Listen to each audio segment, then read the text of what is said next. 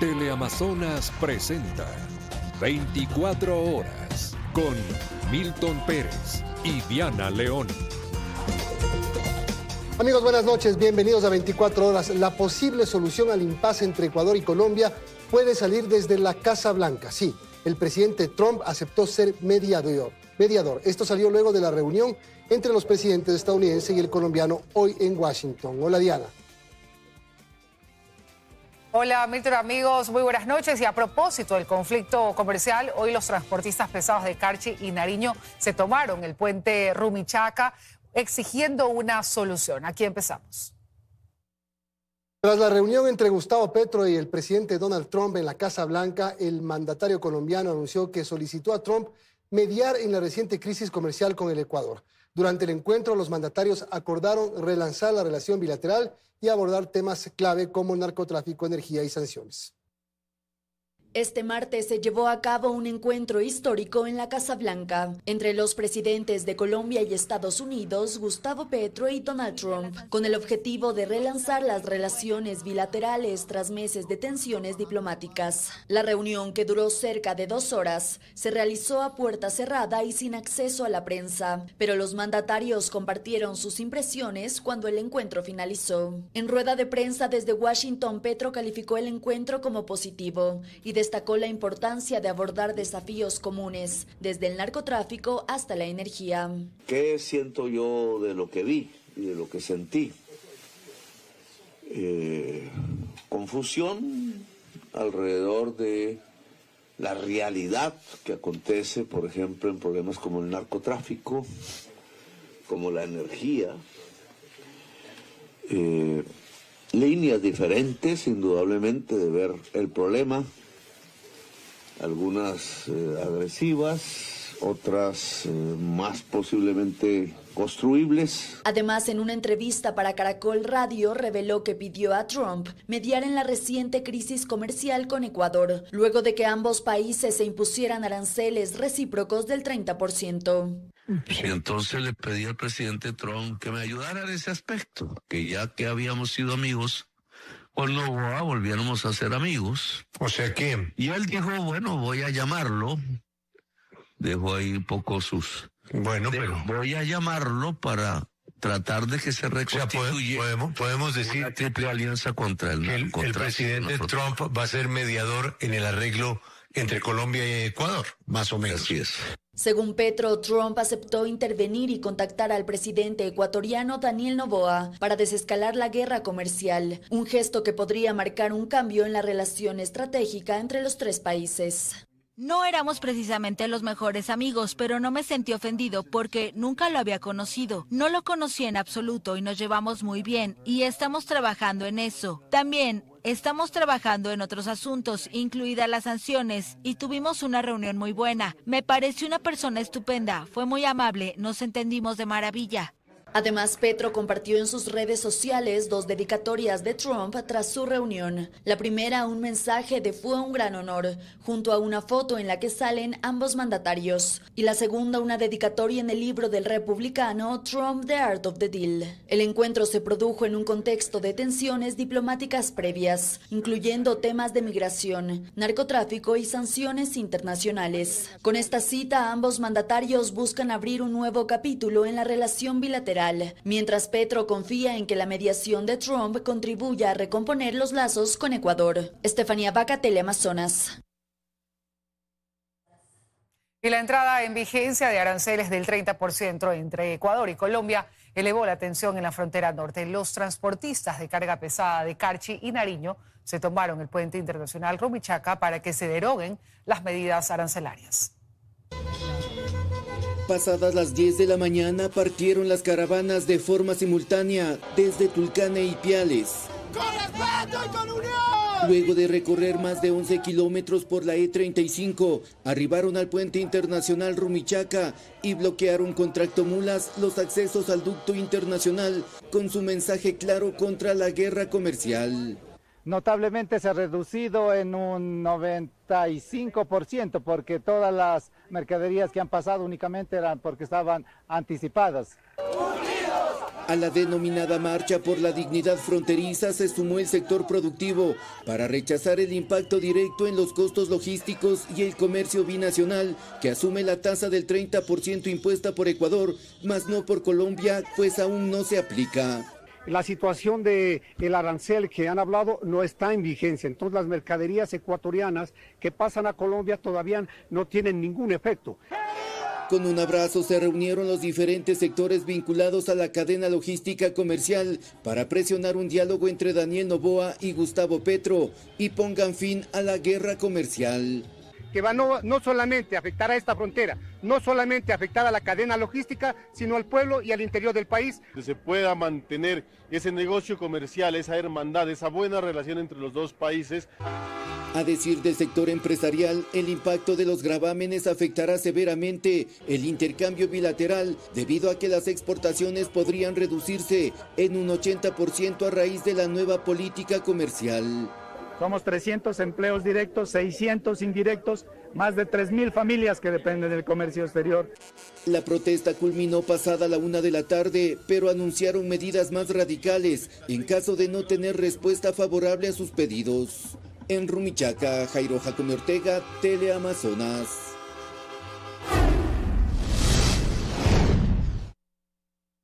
En una accidentada sesión de la Comisión de Fiscalización, el correísmo y el presidente de la Judicatura, Mario Godoy, se enfrentaron para exponer las pruebas que sustentan el pedido de juicio político. La Revolución Ciudadana lo acusa de beneficiar al narcotráfico y Godoy dice que no tienen cómo demostrarlo. Nosotros, mírenme bien a los ojos, miedo no le tengo, aunque sea defensor usted de narcos. Este fue quizás el momento más álgido registrado en el primer día de exposición de las pruebas dentro del tratamiento de la solicitud de juicio político en contra del presidente del Consejo de la Judicatura, Mario Godoy, en la Asamblea. Señora Viviana Veloz, no por tener una calidad de asambleísta puede decir lo que quiera, ella tiene que demostrar jurídicamente que eso pasó. Esto ya no es un tema político, ella tiene que demostrar. La legisladora Viviana Veloz es una de los 5 proponentes del enjuiciamiento. Su exposición de la prueba documental arrancó con este señalamiento. Durante años, los narcos, y escuchen bien, usaron intermediarios, abogados y operadores, pero hoy dieron un salto más grande, peligroso y obsceno. Ya no influyen desde afuera.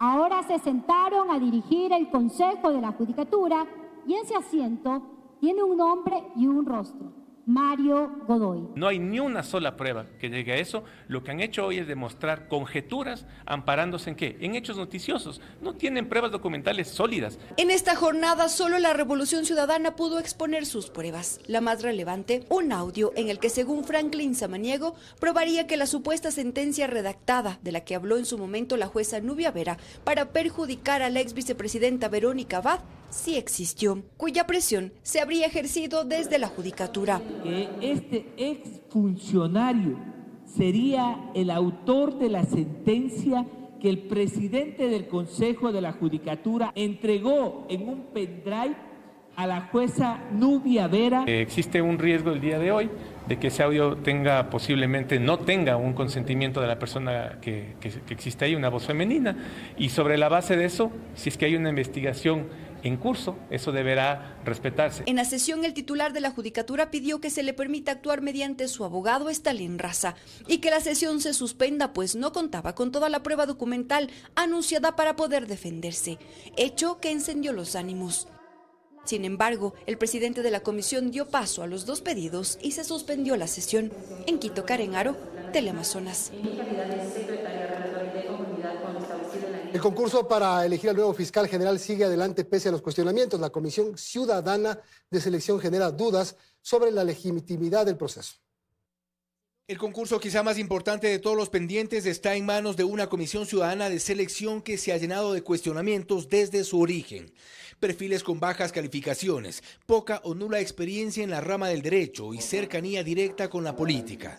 son parte de las observaciones que se hacen desde las organizaciones que siguen de cerca el proceso. Son personas que o no tienen la preparación suficiente y tuvieron las peores calificaciones, o tienen investigaciones penales en curso, pero y es que al menos 13 de los que ahora son comisionados no cumplían los requisitos y ni siquiera debían haber sido admitidos. Y en lo más reciente, la designación del secretario general de la Comisión Ciudadana no es parte de los comisionados, pero sí se suma al equipo en medio de cuestionamientos. David Soria Tamayo tendrá sobre sus hombros la evaluación de méritos, oposición e impugnaciones de los postulantes. Según el reglamento, es además el responsable y custodio de los documentos que se remitan y generen en la comisión durante todo el concurso hasta la designación de la máxima autoridad de la Fiscalía.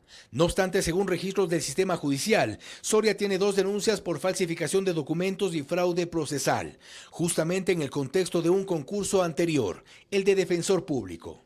Pero la designación de Soria trae algunas coincidencias, pues los astros se alinearon a su favor justo antes de ser el flamante secretario de la Comisión Ciudadana. La Fiscalía solicitó el archivo de las investigaciones en el momento en el que Andrés Fantoni lo propuso como secretario, que visto en este contexto genera dudas. Podemos preguntarnos entonces, si este señor está siendo investigado por exactamente lo mismo, ¿cómo es que ahora vuelve a cumplir un rol similar? Especialmente un rol importante el secretario, quien debe transmitir adecuadamente y además dar fe pública en toda la información que genera la comisión. Lo cierto es que ni el Consejo de Participación Ciudadana y Control Social, ni los ahora comisionados ciudadanos de selección muestran preocupación alguna frente a las irregularidades denunciadas antes y los cuestionamientos de hoy, que ponen en duda nada menos que el concurso para fiscal general del Estado. Fausto Yepes, Teleamazonas. Y 146 concesiones mineras funcionaban en la provincia de Napo, sin embargo, la mayoría de ellas era alquilada a terceros. Esa actividad genera hasta 18 millones de dólares diarios y al mismo tiempo una estela de contaminación y criminalidad. Son entre 20 y 30 afluentes de la provincia de Napo los que están severamente contaminados por causa de la minería aluvial. Ante las constantes advertencias y con un estudio técnico realizado por la Agencia de Regulación y Control del Agua en los ríos Napo, Amarillo y Calera, el gobierno reconoció que se encontraron concentraciones de cianuro, arsénico, cobre, plomo, cadmio y mercurio, que superan los límites máximos permisibles. De allí la decisión de suspender toda actividad minera en las concesiones aledañas al río Napo y las operaciones de las plantas de procesamiento en El Oro y Loja. La decisión llega tarde, pero al final era necesaria. Que al final vemos que el Estado no ha tenido la capacidad de controlar lo que ellos entregaron. Justamente el Estado entregó en la provincia de Napo 146 concesiones a la pequeña minería. Sin embargo, estas a lo largo del tiempo han sido alquiladas a terceros. Estas concesiones que han sido legalmente entregadas se han convertido en el escudo perfecto de una actividad ilícita vinculada ya a grupos armados o GDOs. Para eso hay un marco normativo que tiene que ser implementado, ajustado y con el que se puede castigar a este tipo de actividades. En la provincia operan alrededor de 300 máquinas excavadoras, obteniendo gran cantidad de material aurífero que produce millones de dólares a diario que no se reportan al Estado. Con las cuantías más bajas, se está produciendo una cantidad de 8 millones de dólares cada 24 horas y entre 16 y 18 millones de dólares cada 24 horas con la cuantía más alta. ¿A qué me refiero con el tema de las cuantías? Esto depende mucho del tamaño de los ríos. En los ríos pequeños, obviamente, la cantidad de oro va entre los 450 a 650 gramos, y mientras que en los ríos grandes va desde 800 a 1200 gramos al día por máquina. El temor es que al ser esta zona controlada ya por grupos irregulares, las medidas del Estado finalmente pasen desapercibidas. Belén Merizalde, Teleamazonas. El Ministerio de Ambiente y Energía suspendió las operaciones de las plantas de beneficio en Portobelo, provincia del Oro. Según investigaciones periodísticas, algunos de esos espacios fueron cooptados por organizaciones delictivas. En Portobelo, provincia del Oro, operan no menos de 80 plantas de beneficio. A ella acuden pequeños mineros con el fin de procesar, por ejemplo, material aurífero. Y después de un proceso físico y químico, separar lo valioso de entre la roca obteniendo un concentrado final listo para su comercialización o fundición. Es decir, las plantas de beneficio ganan por procesar el mineral de otros, no viven de extraer sino de transformar. Lo que ahí llega, ha dicho la ministra de Ambiente y Energía, proviene de, entre otros lugares, la provincia de Napo, donde se han suspendido las actividades mineras y en consecuencia también las operaciones de estas plantas de beneficio en Portobelo. No obstante, no es un secreto para nadie el interés del crimen organizado en esta actividad. Y en torno a las actividades de las plantas de beneficio se han generado varias alertas. Una investigación del portal Conectas en asociación con plataformas aliadas reveló que, según el Ministerio de Energía y Minas, con datos del Banco Central del Ecuador, las exportaciones de la minería a pequeña escala crecieron de $280 millones en 2018 a $1.258 millones en 2023. Incluso ese año, las exportaciones de la pequeña minería superaron por primera vez a Mirador, uno de los 2 proyectos mineros de oro a gran escala en el país. Se trata de un tema de relevancia, pues los especialistas concuerdan en que las plantas son un eslabón clave en la cadena de producción y lavado de oro ilegal. Al ocultar los datos reales sobre cuánto están procesando, distorsionan los números reales de las exportaciones. La suspensión de estas plantas, ha dicho el Ministerio de Ambiente y Energía, se mantendrá de manera indefinida. El gremio ha puesto reparos y anuncia medidas de hecho. El día de mañana va a haber un plantón pacífico donde aspiramos y esperamos que el señor presidente de la República se haga eco de la realidad que se vive en el distrito Zaruma-Portobelo. Carlos Acoto, Teleamazonas. La liberación de Liam y Adrián Conejo del centro Dilley es comparable a salir de la prisión, según el congresista estadounidense Joaquín Castro. Además, no serían los únicos ecuatorianos que están allí en condiciones inhumanas. Hoy conversamos con el congresista y nos contó los hechos. Igual que salir de prisión, así describió el congresista demócrata que apoyó la liberación de Liam Conejo a la salida del menor y su padre del centro de detención de Dilley en Texas. Además, que la agente del Servicio de Inmigración y Control de Aduanas le indicó que tienen 1 año de libertad condicional en el lugar. La ropa con la que llegas, todo, lo ponen en una bolsa y cuando te vas, te devuelven las cosas. Lo bueno es que recuperó su mochila y gorro. Castro asegura que cuando Liam y su padre Adrián salieron del centro no podían creerlo, aún tenían miedo. Sin embargo, al subir al auto los nervios fueron desapareciendo. Le preguntamos a Liam si quería comer algo y él dijo papitas. Así que fuimos a McDonald's. Le compramos papas fritas, una hamburguesa y helado. Para Castro, la orden de liberación de Liam y Adrián Conejo del centro de Dilley tuvo mucho que ver con la cobertura mediática que tuvo el caso y cómo el pequeño se volvió un símbolo de la injusticia inmigratoria. Leí en un lugar, aún debo chequear, que el Departamento de Seguridad Nacional recibió 180,000 llamadas sobre el caso. No solo por la injusticia que representaba detener a una familia que está aún a la espera de la resolución de un asilo político, sino por la inhumanidad de llevar a un niño de 5 años a un centro donde las condiciones son deplorables. E incluso en las últimas semanas se ha reportado un caso de sarampión. No recibían atención médica y se quejaban de que en la comida había gusanos. Hubo reportes de que Liam estuvo vomitando.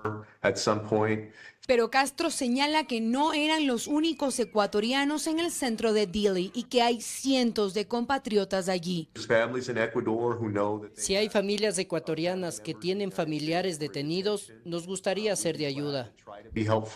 Según Castro, al momento hay 73,000 inmigrantes en centros de detención, la cifra más alta que han llegado a tener, y sentencia a Kristi Noem, secretaria de Seguridad de Estados Unidos, por desatar caos en las comunidades.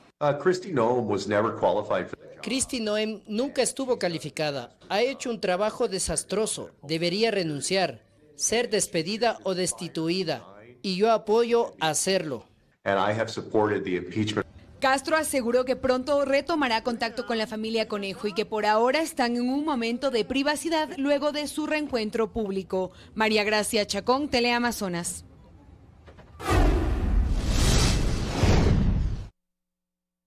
Se cumple un mes de la detención del expresidente de Venezuela, Nicolás Maduro, y su esposa, tras un ataque a gran escala que captó la atención del mundo. Delcy Rodríguez gobierna el país mientras Maduro espera, desde una prisión, una nueva audiencia para el 17 de marzo.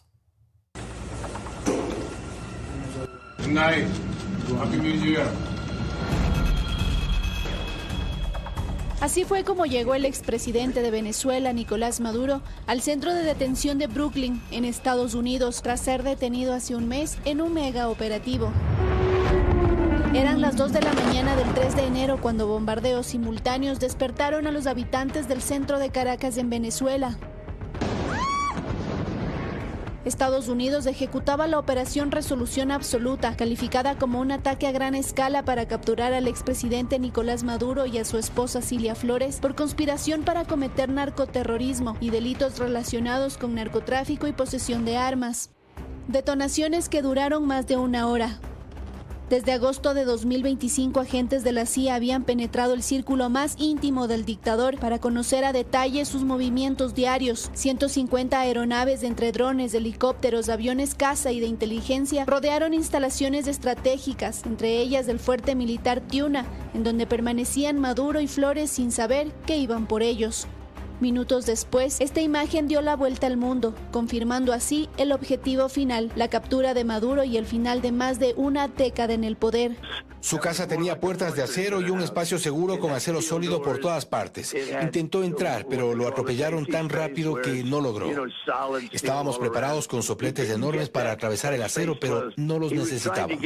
La Fuerza Delta del Ejército, una de las unidades élite del Pentágono, trasladaron a Maduro y a su esposa en helicópteros que fueron escoltados por aviones de combate hasta la base de Guantánamo en Cuba, donde abordaron un avión que los llevó hasta Estados Unidos. El equipo hizo un trabajo increíble. No hay otro país en la Tierra que pueda hacer semejante maniobra.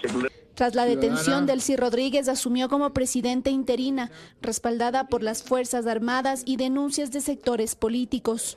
Ya habíamos advertido que estaba en curso una agresión y solamente tenía un objetivo, que era el cambio de régimen en Venezuela y la captura de nuestros recursos energéticos, minerales, naturales.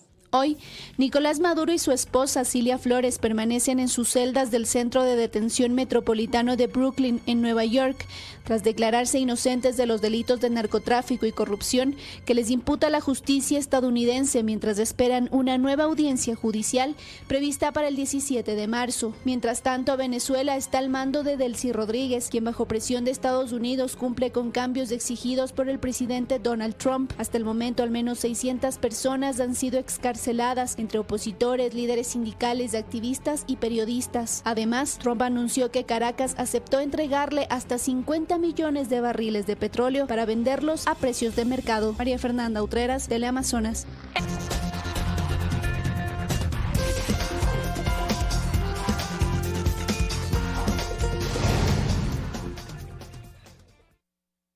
Un equipo de 24 horas se encuentra en Manta, la ciudad más violenta de Manabí, recogiendo historias para conocer qué y quiénes sostienen a ese cantón pese a la crisis de inseguridad que atraviesa. Astrid Singre nos tiene más detalles. Astrid. En efecto, buenas noches. Hablamos de la capital mundial del atún. Nosotros seguimos aquí en Manta. Pues desde este punto hemos podido registrar historias de pescadores, un oficio que sostiene y levanta a esta urbe. Esto a pesar de las cifras en rojo que deja la crisis de seguridad que atraviesa este cantón. Nosotros sobre este tema hemos preparado el siguiente reportaje. Veamos. Durante años, las extensas líneas costeras de Manta y su puerto fueron la mayor conexión de esta ciudad con el mundo. Una ciudad abierta, trabajadora, forjada entre redes de pesca, comercio y turismo. Hoy esa misma puerta al mundo se ha convertido en uno de sus mayores problemas. Un punto estratégico disputado por el crimen organizado, que encontró en Manta un territorio clave para sus operaciones. A pesar de esto, aquí la gente contiene el mal con el bien. Y aquí más de una historia que puede corroborar de lo que les narro. A tan solo minutos de su zona comercial se encuentra esta extensa playa, en la que este equipo periodístico este día hizo base. Trabajando, ¿lo puedo molestar un ratito? Son pescadores de oficio y sus historias no son diferentes. Unos llevan realizando esta misma rutina más de 20 años y otros recién empiezan. Toda mi vida, de los 13 años que comencé a pescar, dedicado a la pesca nomás. Tradición de familia, claro, es hereditario. como quiera mi papá es pescador, armador. De esta manera hay que salir, no que hay que darle a la familia para comer. La embarcación llegaba de Jaramijó y este tiempo, a más de ser para compartir, también es de trabajo, suministrarse y prepararse para los 22 días de desafíos. Que nosotros no vamos a alta mar y no traemos, o sea, pesca, muchas familias se quedan sin el alimento. Pido una vez más, como le digo, que alguien de las autoridades pertinentes nos tomen en cuenta. Un clamor que se repite en todo este territorio que, lejos de normalizar la delincuencia, propone y se rema incluso con la misma fuerza pública que ha logrado romper barreras en zonas donde antes era imposible, como en el barrio Cuba. Con el propósito de erradicar a estos GDO y los GAOs que están causando terror en la población. Y aunque los esfuerzos no son pocos, aún no son suficientes. Esta capital atunera diariamente levanta la cabeza pese a las cifras en rojo, que de lo que va del año registran ya 60 asesinatos, lo que significa más de la mitad de homicidios que ocurren en toda la provincia. Y bien, en nuestras siguientes emisiones seguiremos contando más historias desde otros puntos de la provincia manabita. Esta es la información, ustedes continúan con más, tengan buenas noches. Estaremos pendientes, Astrid, muchas gracias por la información. Y en Los Ríos, las Fuerzas Armadas desarticularon un grupo de los choneros que tenían el control de un complejo habitacional. Entre los detenidos está la hermana de uno de los líderes de la organización que se dedicaba al secuestro, extorsión y expendio de droga. Una nueva operación militar se ejecutó en el cantón Buena Fe, provincia de Los Ríos. Más de 90 viviendas del complejo habitacional Midubi, ubicadas en el sector Patricia Pilar, fueron allanadas por personal militar tras detectar presencia del grupo terrorista Los Choneros. Hay personal, miembros de grupos armados organizados que han tomado posesión de esto y vamos a desalojar a las personas para que posteriormente estas casas regresen a sus respectivos dueños. La operación, liderada por el ministro de Defensa Giancarlo Lofredo, fue simultánea por tierra y por aire. Y dar con los paraderos e incluso con los escondites que tienen estos grupos terroristas que amedrentan y ponen en riesgo la seguridad de la ciudadanía. En uno de los departamentos se encontró cableado que estaba enlazado a cámaras de videovigilancia y celulares. Como resultado de la operación se decomisó droga, armas y municiones. Además, se detuvo a 4 personas, entre ellas a una mujer identificada como Mel Roxana B, de nacionalidad ecuatoriana, quien es la hermana de alias Negro Rojas, líder de los choneros, quien estaba ejecutando las actividades de extorsión, secuestro y expendio de droga en el complejo habitacional estatal. La mujer fue calificada como objetivo de alto valor. En la provincia fluminense están desplegados desde el pasado 15 de enero más de 1.000 miembros de las Fuerzas Armadas, quienes se encuentran ejecutando constantes operativos en el marco del Plan Ofensiva Total. Erika Vera, Teleamazonas.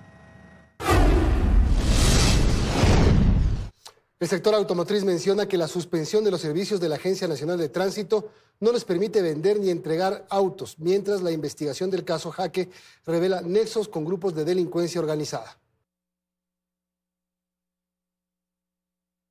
Ya no compran porque me dicen, ¿para qué voy a comprar un vehículo ahora si igual no me lo vas a poder entregar? Y es precisamente no vender y entregar vehículos lo que le preocupa a la Asociación Ecuatoriana Automotriz, pues mensualmente comercializan cerca de 11.000 automotores, cantidad que significa no vender 242 millones de dólares. Si bien la suspensión de los servicios es temporal, 15 días, las concesionarias se proyectan un mes, porque después que se retomen las actividades existiría la probabilidad que el sistema se colapse por las miles de solicitudes que ingresen. La Asociación Ecuatoriana Automotriz solicita que se active un plan de contingencia en estos casos. En definitiva, estamos parados con inventario importante de vehículos en los concesionarios que no podemos entregar, inclusive en algunos casos vamos a tener que pensar en alquilar algún patio para poner auto. Todo esto se da mientras la Fiscalía continúa en el proceso de investigación, aquella que revela un entramado de corrupción que, según las conversaciones telefónicas, la lideraría alias Pedrito, nombre con el que identifican a Pedro Abril, exdirector de la ANT.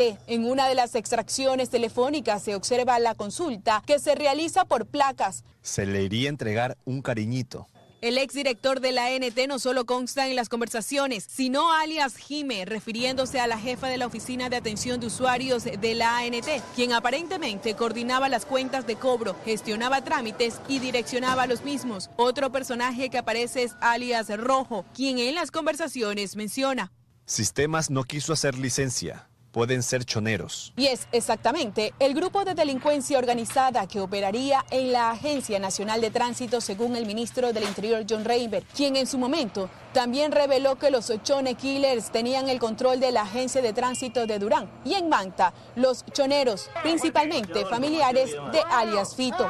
Erika Vera, Teleamazonas. Atención, hace poco la Agencia Nacional de Tránsito informó que su directorio designó a Luis Darío Villacrés como nuevo director ejecutivo. La ANT en un comunicado dice que el funcionario asumirá con el objetivo de liderar un proceso de administración técnico que buscará fortalecer los procesos transparentes y generar resultados efectivos.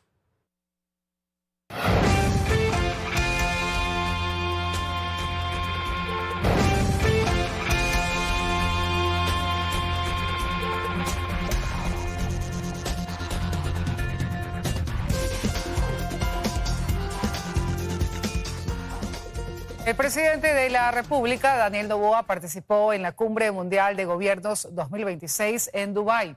La estabilidad macroeconómica que ha alcanzado el país fue el eje central del discurso del primer mandatario. La estabilidad macroeconómica alcanzada por Ecuador fue nuevamente el eje central del discurso del presidente Daniel Noboa, que en esta ocasión lo dio durante la Cumbre Mundial de Gobiernos en Dubái, Emiratos Árabes Unidos. El jefe de Estado en su intervención aseguró que las reservas internacionales de Ecuador han crecido en un 40%, al igual que los depósitos bancarios. Es así que el país es visto positivamente, algo que no había ocurrido en el pasado. Ecuador está ahora en un momento histórico. Ecuador está yendo hacia una profunda transformación económica. La participación en la Cumbre Mundial de Gobiernos fue parte de la agenda de actividades que cumple el primer mandatario en su segunda visita a Emiratos Árabes Unidos. El foro, que se celebra desde el 2013 y que en esta ocasión reunió a más de una treintena de jefes de Estado, tiene como lema configurar los gobiernos del futuro. El objetivo es debatir cómo aprovechar la innovación y tecnología para resolver los problemas que enfrenta la humanidad. Al evento también asistieron la ministra de Economía y Finanzas, Aria Moya, y el ministro de Producción, Comercio Exterior e Inversiones, Luis Jaramillo. Más temprano se dio a conocer que el presidente Noboa también se reunió con el jefe Mohammed bin Zayed Al Nahyan, presidente de los Emiratos Árabes Unidos. Los mandatarios abordaron temas relacionados con posibles inversiones en sectores estratégicos. La agenda del primer mandatario en Emiratos Árabes Unidos se extenderá hasta el jueves 5 de febrero. Bernarda Ceballos, Teleamazonas.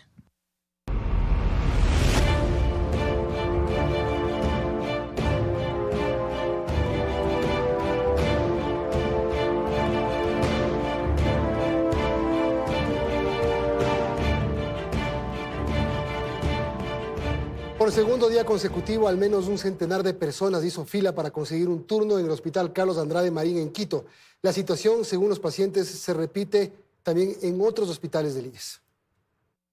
La escena se repite. Personas con chompas y gorros para soportar el frío llegaron por segundo día consecutivo a los exteriores del Hospital Carlos Andrade Marín para hacer una larga fila con la esperanza de conseguir un turno de atención médica. Los pacientes relatan que llegan desde las 3 de la mañana y algunos lo hacen desde hace varios meses. Ya 3 veces que venimos y no nos dan. Ayer no nos dejaron ni entrar, por lo menos. De aquí nada más nos dijeron que no hay turnos. 4 veces por este turno y no puedo coger. Un examen para el hígado no puedo coger. Que no hay. 70 años tengo ya. Y así me tienen madrugando. Este martes el hospital tenía las puertas cerradas hasta que notó la presencia de la prensa y dejó ingresar a los pacientes. Sin embargo, la espera continuó. Algunos salieron apenas unas horas después, decepcionados, pues la respuesta fue la misma. Deben seguir intentando. No conseguí, me dicen que no hay, que debo madrugar de nuevo mañana o el jueves o el viernes. La verdad es muy lamentable. Yo también estoy tratando de conseguir un turno a traumatología, a la especialidad. Yo ya voy 2 meses y no hay. Lo que me vienen a decir es que venga la siguiente semana, que venga a mediados de mes. Y la situación se repite en el hospital del IES Quito Sur. Solo basta con acercarse a los pacientes para escuchar los mismos reclamos. No hay turnos y tampoco hay medicinas. Ya se caducó. Ahorita vengo de la farmacia. Como yo soy diabético, soy hipertenso, entonces tengo que esperar en abril el otro turno a ver si es que me dan. ¿Cuándo le toca comprar a usted? Estoy comprando afuera. E incluso hay quienes esperan por meses una cirugía. Problemas articulares en el brazo. Cuando se hizo el trámite y el proceso le diagnosticaron que era grave, pero esto se agendó para octubre del año pasado y han pasado 4 meses y no le han dado ni tratamiento ni fecha para la cirugía. Es un dolor intenso que no puede superarlo con nada. Desde el Seguro Social nos indicaron que trabajan para solucionar estos problemas, pero no ofrecieron mayores detalles. Así, día a día, los afiliados y jubilados esperan que su aporte de tantos años les permita al menos acceder a una consulta. Lucía Clavijo, Teleamazonas.